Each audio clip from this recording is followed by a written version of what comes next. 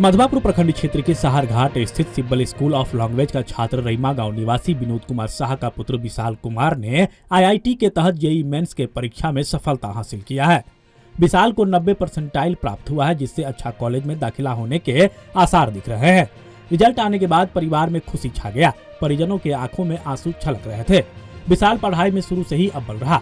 इसी वर्ष इंटरमीडिएट की परीक्षा में विज्ञान संकाय से 422 अंक से उत्तीर्ण हुआ है।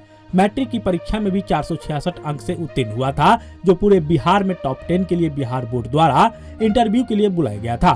थोड़ी सी चूक के कारण टॉपर होने से रह गया। विशाल के पिता एक साधारण किसान है, माता गृहिणी है। विशाल यह परीक्षा घर पर रहकर ही ऑनलाइन क्लास और सिब्बल स्कूल ऑफ लैंग्वेज के मार्गदर्शन में दिया।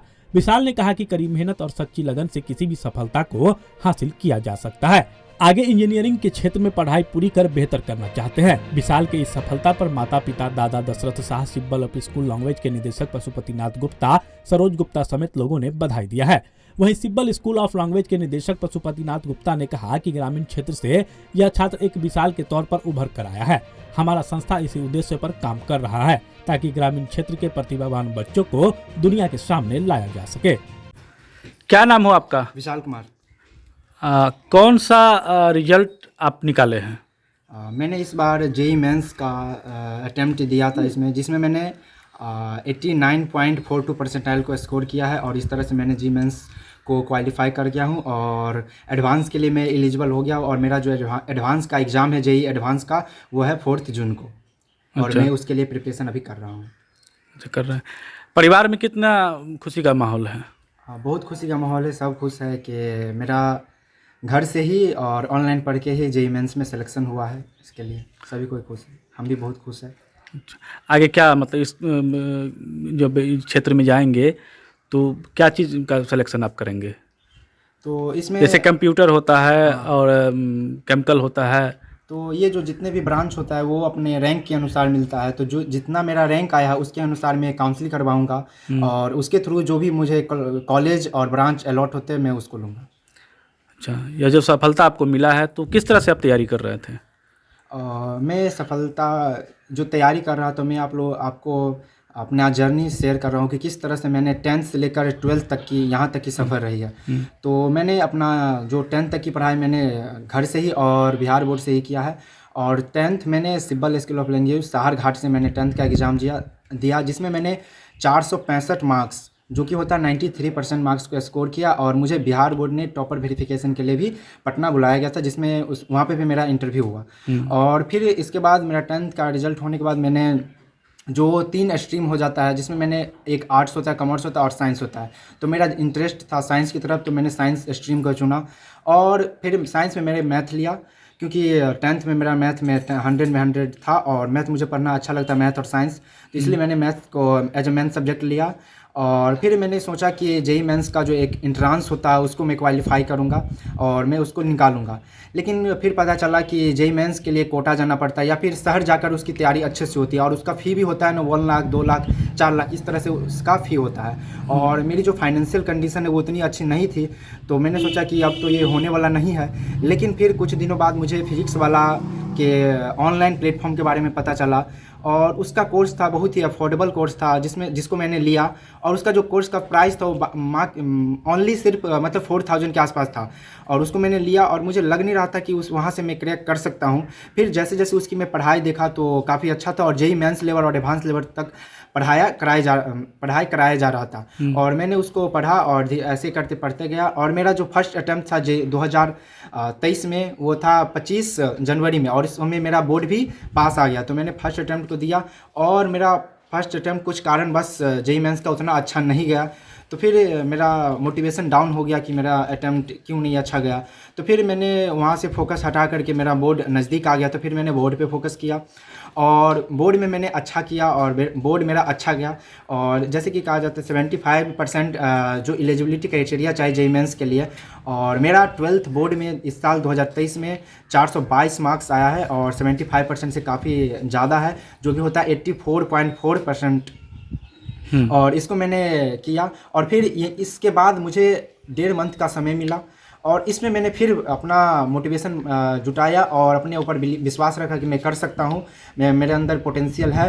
तो मैंने अपना विश्वास को कायम रखा और फिर से मैंने प्रिपरेशन स्टार्ट कर दिया, और जिसके बाद मुझे 1.5 मंथ का काफ़ी समय मिल गया और मैंने जो गलती किए थे फर्स्ट अटैम्प्ट में उसको मैंने सुधारा। और इसके बाद मैंने फर्स्ट अटैम्प्ट 12 अप्रैल को था, तो उसमें मैंने अच्छे से एग्ज़ाम को दिया और मेरा आज रिज़ल्ट निकला है, जिसमें मैंने 89.42 परसेंटाइल को स्कोर किया हूँ। और जिसके लिए मैं अपने जहाँ से मैं ऑनलाइन पढ़ रहा था उसको फिजिक्स वाला को धन्यवाद देना चाहूँगा। और मुझे बीच बीच में पशुपति सर की गाइडेंस मिलती रही, जो कि सिब्बल स्कूल ऑफ लैंग्वेज के डायरेक्टर है। मैं उसको और अपने पेरेंट्स को भी इसके लिए मैं धन्यवाद देना चाहता हूँ।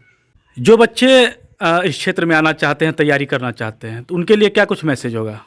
सर मैं उनके लिए इतना ही कहना चाहूँगा कि अगर आपकी कंडीशन, आप जेई के लिए तैयारी करना चाहते हैं लेकिन आप में क्षमता है करने के लिए, लेकिन आपकी फाइनेंशियल कंडीशन अगर उतनी अच्छी नहीं है, तो ज़रूरी नहीं है कि जो कोटा या पटना रहते हैं उसी का जेई में सिलेक्शन होता है। और मैंने करके दिखाया है, ऑनलाइन पढ़ के भी जेई में सिलेक्शन पाया जा सकता है, और मैंने ऑनलाइन पढ़ा है। तो इसलिए आप अपने से ये विश्वास नहीं रखिए कि मेरा जेई मेंस नहीं हुआ क्योंकि मैं कोटा नहीं जा सकता, मेरे पास उतना पैसा नहीं है। अभी इस ऑनलाइन के ज़माना में, मतलब ऑनलाइन की इस डिजिटल दुनिया में आपके पास काफ़ी रिसोर्स है और बहुत ही कम कॉस्ट में आप जेई मेंस हो, जेई एडवांस हो, चाहे नीट हो, कोई भी कंपटीशन एग्जाम की तैयारी हो, आप अच्छे से कर सकते हैं। बस अपने ऊपर विश्वास रखिए और अपने ऊपर जो हौसला होता है उसको बनाए रखिए, और जो कहते हैं ना कॉन्फिडेंस, उसको बनाए रखिए और अपन लगन के साथ प्रिपरेशन कीजिए, तो आप भी ज़रूर से ज़रूर ऑनलाइन पढ़ के भी आप जेई मेंस में सिलेक्शन पा सकते हैं। आपका पुत्र विशाल बेहतर प्रदर्शन किया है। एक जेई जो मेंस है, एक टफ एग्ज़ाम होता है, वहाँ इन्होंने निकाल करके दिखाया है। तो कैसे आप लोग सहयोग कर रहे थे अपने बच्चों को?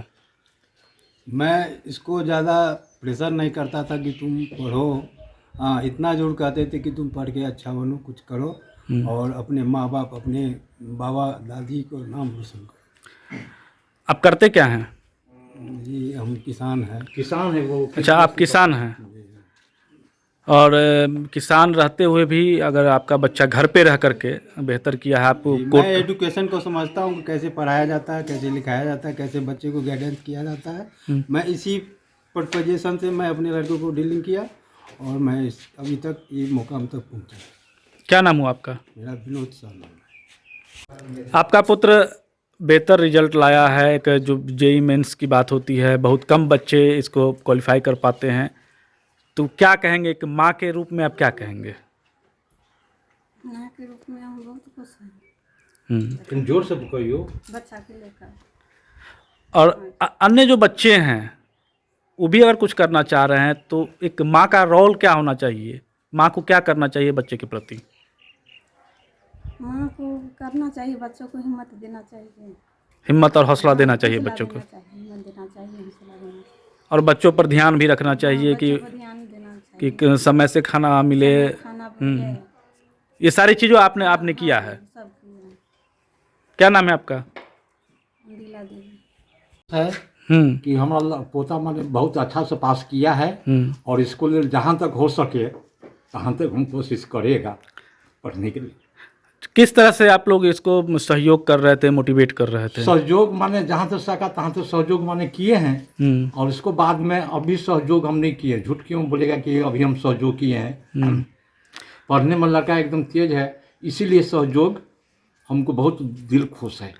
आप परिवार में खुशी का माहौल है? परिवार के माहौल हमारा खुश है। सोचा था वो भगवान हमको पूरा किया है। क्या नाम हुआ आपका? दशरथ साहब। आपके विद्यालय के छात्र ने जेईई मेंस का जो एग्ज़ाम है वो निकाला है, तो किस तरह से तैयारी उनकी हुई थी? जी बहुत खुशी की बात है विक्रम जी, आज मैं शेयर करना चाहता हूँ। आज रिज़ल्ट मॉर्निंग में आया और मेरे व्हाट्सएप ग्रुप में आया स्टूडेंट का कि हमने आईआईटी का जेईई मेंस जो है क्वालिफाई किया है।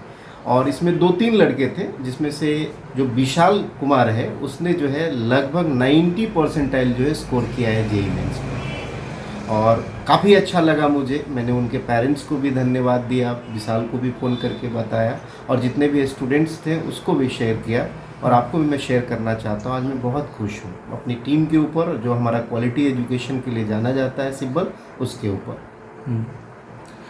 किस तरह से तैयारी आप करवा रहे थे छात्र का? देखिए, विशाल कुमार जो है एक शुरू से ही मेधावी छात्र था। जब यहाँ पे आया था 10th क्लास में, तो उसका जनरली जो है बहुत शानदार रहा। उसको इंग्लिश में प्रॉब्लम था, तो सबसे पहले उसने इंग्लिश पे काम किया हमारे साथ। उसके बाद वो 10th क्लास में जो उसका नंबर देखेंगे वो 465 था, और बिहार बोर्ड के टॉपर लिस्ट में मैं उसके पेरेंट्स के साथ और विशाल के साथ पटना बोर्ड में गया। वो टॉपर से मात्र जो है 14 या 15 मार्क्स से रह गया था। उसके बाद उसने क्या किया, उसने 11th और 12th के लिए मैंने उसको काउंसलिंग किया, बताया कि क्या लेना चाहते हो, तो उसने कहा सर मैं जो है मैथ लेके पढ़ाई करूँगा और मैं जो है IIT की तैयारी करना चाहता हूँ। हम सभी जानते हैं कि IIT एक प्रतिष्ठित एग्ज़ाम है, जिसको क्रैक करने के बाद लोग स्वाभाविक है कि गर्वान्वित महसूस करते हैं। तो उसकी उसने तैयारी की। हमने कुछ ऑफलाइन सपोर्ट्स दिए उसको। बहुत बार वो थोड़ा बहुत डिस्ट्रैक्ट भी हुआ, जो आम तौर के बच्चों में होते हैं। मैंने उसको प्रॉपर गाइडलाइन किया, थोड़ा सा उसको मोटिवेट भी किया कि कुछ चीज़ें आप ऑनलाइन भी ले लो। तो उसने फिजिक्स वाला से भी कुछ ऑनलाइन कोर्सेज जो है परचेज किए। तो कहा जाए तो इसमें देखा जाए तो विशाल का मेहनत तो है ही है, उनके पेरेंट्स का इससे भी ज़्यादा है, और टीचर का तो सदैव रहता है। हमारा तो एकदम आशीर्वाद बना हुआ है उसके ऊपर। वो जब भी आता था डिस्कस करता था, पूछता था, एक मैच्योरिटी था, एक सेंस था विशाल में कि मुझे IIT करना ही है सर। और आप सभी जानते हैं कि आज उसका रिजल्ट आया, वो भी बहुत खुश है और हम भी बहुत खुश हैं। जो बच्चे इस तरह का एग्ज़ाम निकालना चाहते हैं तो उनके लिए क्या कुछ मैसेज होगा आपका? मैसेज बहुत लाउड एंड क्लियर मैं देना चाहूँगा कि टाइम पास वाली तैयारी नहीं करें। यस और नो में फ़र्क समझे। अगर आपको IIT या मेडिकल को निकालना है तो आपको NCERT के लैंग्वेज पे कमांड करना पड़ेगा, बारीकी से पढ़ना पड़ेगा, न्यूमेरिकल्स को बनाना पड़ेगा, स्पेशली फिजिक्स केमिस्ट्री में। मैथमेटिक्स वाले तो मैथ्स को बनाते ही हैं, और बायोलॉजी में MCQs की जो प्रैक्टिस है वो करनी होगी। तो स्टार्ट कहाँ से करें? स्टार्ट जो है सबसे पहले जो लैंग्वेज में प्रॉब्लम होता है उसके ऊपर कमांड करना। आप जनरली देखेंगे, जनरली बच्चे क्या करते हैं 10th के बाद दरभंगा, पटना, कोटा की तरफ प्रस्थान करते हैं, लेकिन वो भूल जाते हैं कि वो सारा कुछ जो है हिंदी मीडियम में पढ़ा है और अचानक जो है इंग्लिश मीडियम के लिए हो जाता है। तो मैंने पिछले वीडियो में भी बताया था, अब भी बता रहा हूँ सेम चीज़ें, कि लैंग्वेज पे सबसे पहले कमांड करें और कॉन्सेप्ट को समझने की कोशिश करें, ना कि रटने की कोशिश करें। और निरंतर 365 दिन उनको हार्ड वर्क करना चाहिए, या जितना समय उनको मिले हार्ड वर्क, और वो भी रेगुलर करना चाहिए, सफलता जरूर मिलेगी। आप हमारे मधुबनी न्यूज़ को फेसबुक पे देख रहे हैं तो पेज को लाइक करें, यूट्यूब से देख रहे हैं तो हमारे चैनल को सब्सक्राइब करें और बेल आइकन को दबाना ना भूलें।